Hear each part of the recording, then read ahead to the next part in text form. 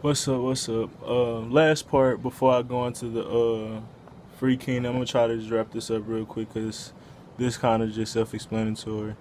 Uh, Wrap up the last thing. It says blacks us from our flowing substance, but it should. I mean, just saying blocks us from free substance. I mean, flowing substance. And it goes on to say we must open our receptors. We not only give wisdom in handling finances, but we hold on to the real fundamentals. God is our banker, and He can do well if we use the facility to mold in the soul conscious. And then it goes on to say, "Give us this day our daily bread." And bro, that shit it snapped like some type of like feeling inside of me when I heard that shit, bro. Cause we say this shit every day, but don't realize what it's saying, bro. Like for me, and being like homeless and shit for a while, like bro, one thing I knew I was gonna eat every day, and it was just something crazy. Like I mean, like even though I knew I was gonna have a house over my head, like I knew I could stay somewhere, and it just was crazy because I mean, every day it was just a new source of food or a new place to eat, but I was figuring it out, and it was all really coming from God. And even to a point where my nigga Johnny Mom told us a long time ago, we were really down at TJC, and we was like, man, we feel like robbing some shit, and she was just like, every day every month I pay my bills, and I don't know how I do it. All I can do is thank God, and coming into more knowledge is understanding, like, bro, the shit that we stress over the most has already been provided for us. Like that's the whole thing about being able to get through everything we already know we can get through is because it's already been given to us. Like, and honestly, our doubts and our anxieties would make us think that we won't be good, and they go into like shit where you don't want to let go of this system because you think you wouldn't be able to find food or you wouldn't be able to survive on your own, but God got you, and you think this system is your God, but it's really not. And that it kind of all ties into that. But just one more time, give us this day our daily bread, bro. It just sounds so good, bro, because every day every day we got bread. We we see how important it is to realize that this flow is infinite and unfailing.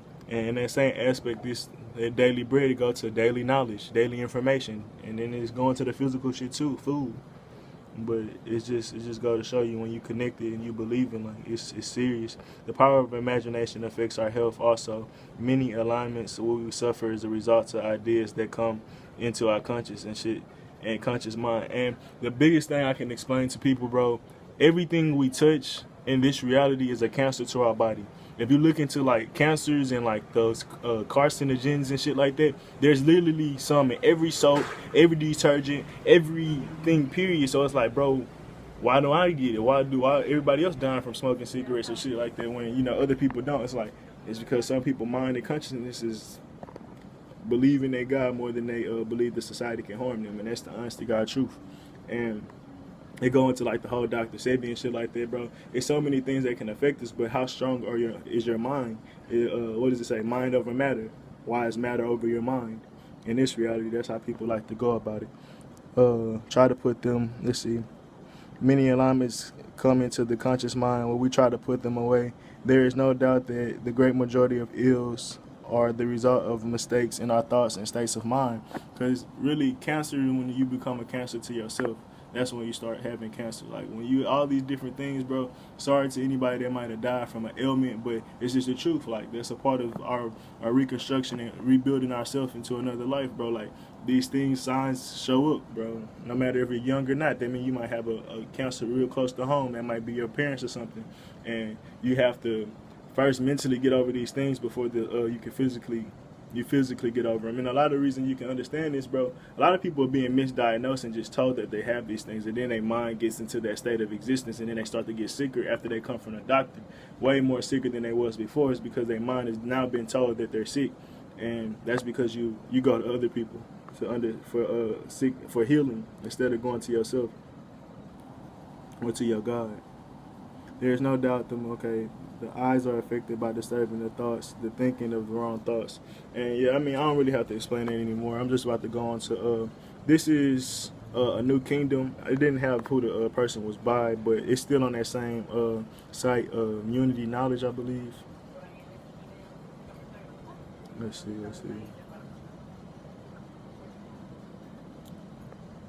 So in the study of parable Jesus Christ about the kingdom, we get here and the inkling of character of those who enter into the kingdom.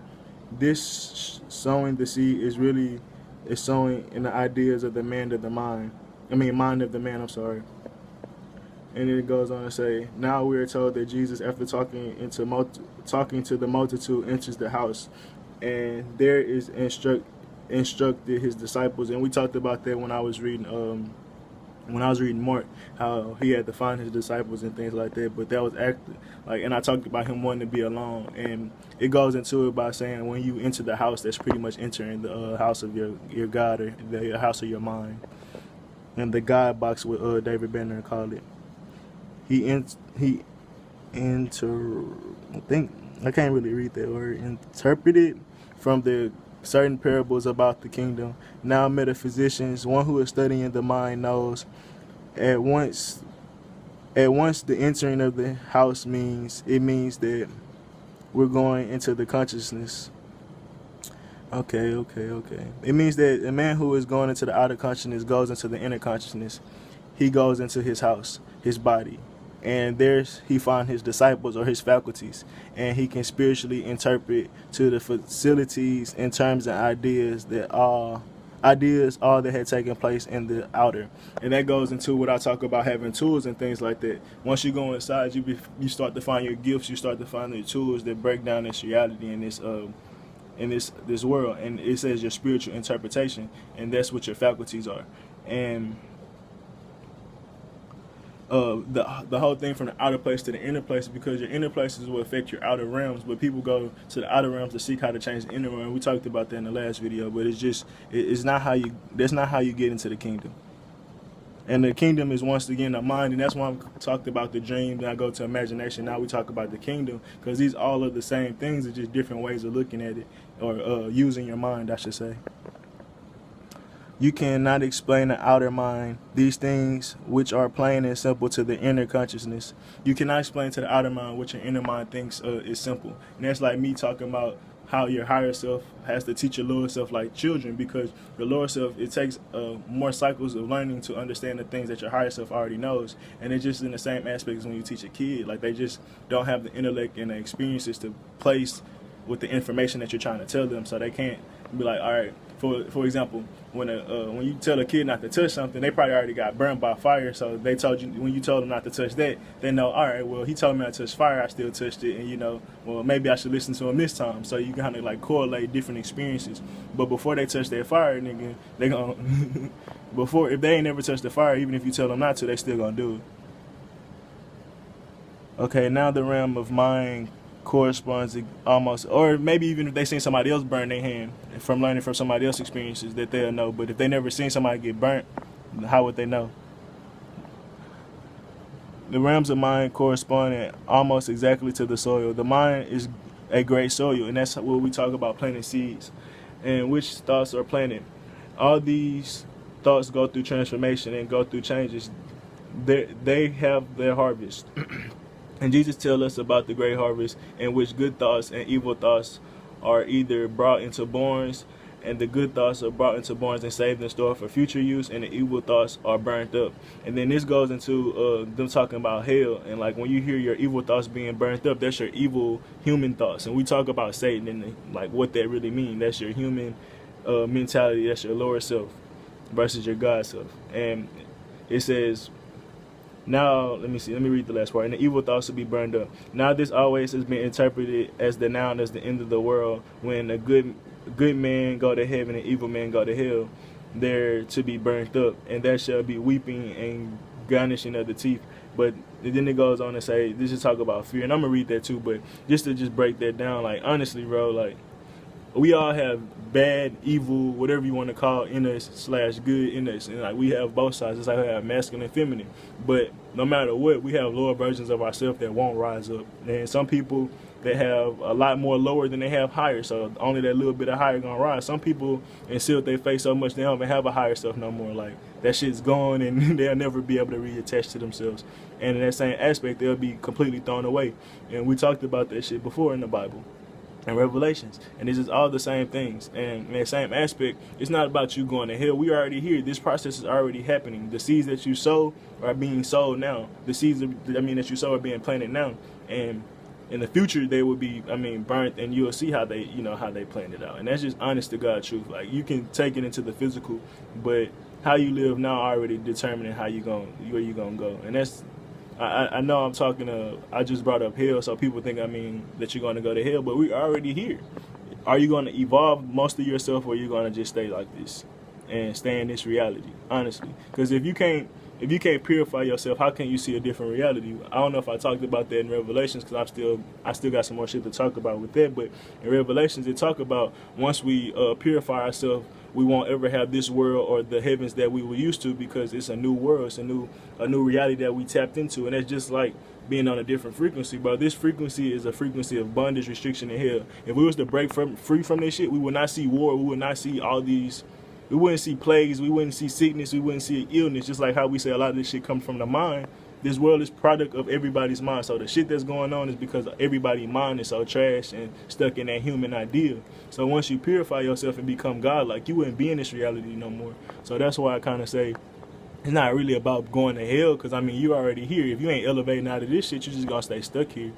And that is what it is. But if you want to get into the real shit, bro, you gotta be as pure as you can try to be to yourself. But I'm getting hella off topic with this hell shit, because there's so many different, like, when it comes to that fear shit, like, it's so many different ways to explain it. It gets annoying, bro. I don't even like talking about that shit, because we already in hell, bro. Why are you fearing about where you gotta go when you gotta talk about where you at right now? Like, honestly, people worry about the future, and that gives doubt, that gives your anxiety, that gives you that fear that we were just talking about. But nigga, where you at right now? That's really all that matters, honestly. The scripture simply teaches that it should be a purification. Like, simply. Like, you can go into all that other shit, but it's just a purification, bro. If you're not pure, you're not getting through, bro. You'll be stuck at the filter. And what's at the filter? A bunch of dirt. That's the simple way to explain it. As hell has no place in the Bible with that meaning. It represents a purification. And when they say it has no place, it's like the place of burning, the place that you dwell and you can't get out, like that shit. A purification that shall have a certain element of time. And in spirit, there is no such thing as time. Now, to reduce the simple numbers, meaning that the constant harvest. But, let me see. There's a judgment in every man's life, and we study and observe, and we find every experience is going through harvest time. And that's just saying, like, every seed you plant right now is like, it's a part of your harvest. So what you're doing now matters more than what you did in the past and in the future, because that's just the truth. You can't change the past. You can only predict the future. So at the end of the day, what you doing right now? And honestly, if you're doing work, if you're doing spiritual work, that shit gonna pay off. You just have to have faith and get out that doubt shit. And not even faith, you gotta believe. You gotta know that you're good, because you're putting in the work, bro. Like, it's like somebody telling me I'm not gonna receive anything from me putting out these videos spiritually. Like, bro, I do this shit out the freedom of my heart. Like, nigga, it'd be insane for me to think that I wouldn't receive something spiritually for this, but that's my beliefs. Like, I'm not actually going to work and getting paid necessarily, but some shit that I'm gonna get is way bigger than that. Because I'm not really asking for nothing while I'm doing this. I don't want nothing, but something's coming. I'm earning something. That's all I know. I don't want to put no restrictions or values on it. That's all I'm going to say. I just know something great is coming, because I'm doing great work right now. That's how I look at it. Let's see.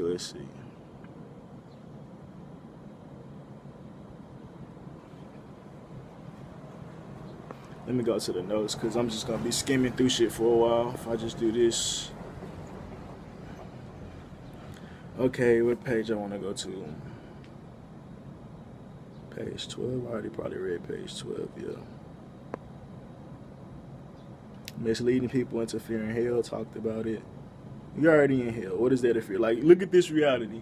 The most shit that you get out this reality is confusion and lostness. And I'm going to just leave it right there, because I'm already at 14 minutes. It ain't going to make no sense to start reading something else. But, yeah, we're here. Like, you can see the good in hell, you can see the bad in hell, just like you see the good in devil and the bad in devil. You learn from them, you grow from them. So you won't be this this human way no more. And that's the honest to God truth, bro. You rise from humanity. This is your Satan. The fact that we are bonded to our flesh and we gotta do fleshly things like eat, have sex, that's coming from the flesh. We do things out of fleshly needs, not out of spiritual. But I'm out.